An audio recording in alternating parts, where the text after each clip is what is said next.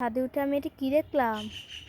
So hello everyone, দেখো সকাল সকাল ছাদে এসে মানে দুপুরবেলা ছাদে এসে দেখে আমার এই জবা গাছটা পড়ে আছে। পরে আমি এটাকে তুলে দিলাম। ওই দেখো কীরমভাবে পড়েছে, অনেকক্ষণ ধরেই পড়ে আছে। দেখে মনে হচ্ছে দেখো গাছটা যদি ভেঙে যেত আমি খুব কষ্ট পেতাম, কারণ এটা আমার খুব শখের, আমি ডাল থেকে করেছি। আর এটা কে ফলালো আমি জানি না, তোমরা জানলে জানিও।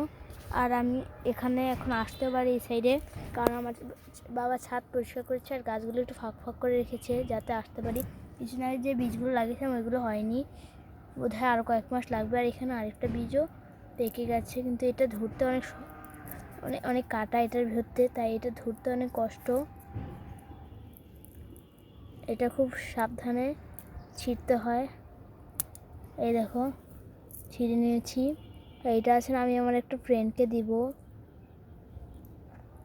না হলে আমি এটাকে আছে না সংরক্ষণ করে রাখবো। আর তোমাদের কার কার কাছে মেথা জবা গাছ আছে কমেন্ট করে জানিও।